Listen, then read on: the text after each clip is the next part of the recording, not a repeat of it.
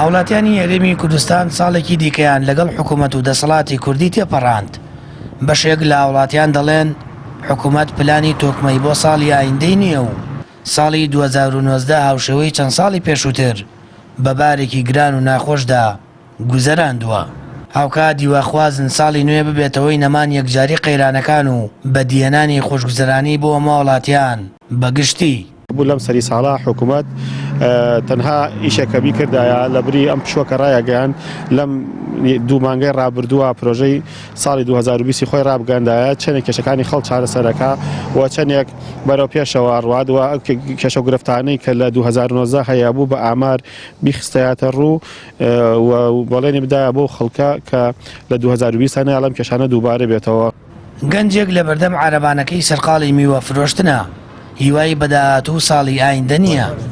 وەک خۆی دەڵێت هەزاران دەرچووی زانکۆ و پەیمانگایە چارەنووسیان نادیارە و بەشێک لە گەنجانیش بەوەی بێهیواییان ئەم وڵاتەیان بەجێهێشتووە. هیچ پرۆژەیەکی نەبووە بۆ گەنج تا ئێستا.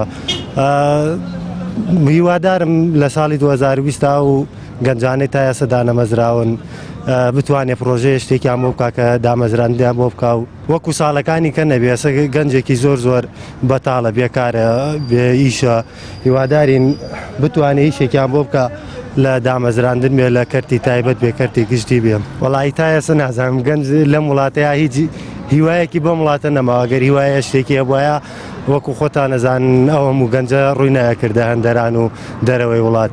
هیچ پرۆژەیەک تا ئێستا حکوومەت نەیتوانی و پرۆژەیە شتێکی وا بکە کە گەنج هیوای بەم وڵاتەیە بێ و بتوانێت یایە بژیت.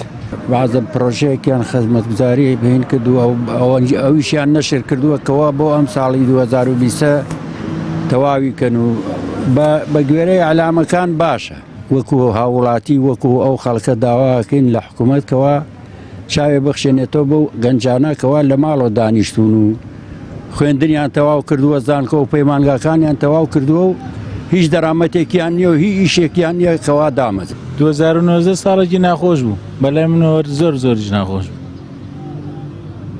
یەک وەکو حکوومەت جارێ حکوومەت دەرنیە و بۆنێ حکوومەت و تەواو جاوەکەی ناخۆش کرده بوو.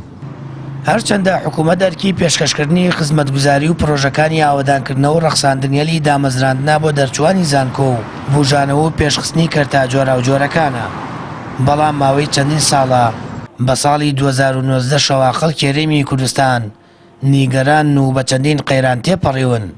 ئێستاشی لەگەڵ بێت هیوایان بە ئایندە و ساڵی نوێ نییە و تەنیا خوازیارن حکوومەت و دەسەڵاتی کوردی کار بۆ هاوڵاتیان بکات و مافا سەرەتاییەکانیان بۆ دابین بکات و قەیرانەکانیان لەسەر هەڵبگرێت.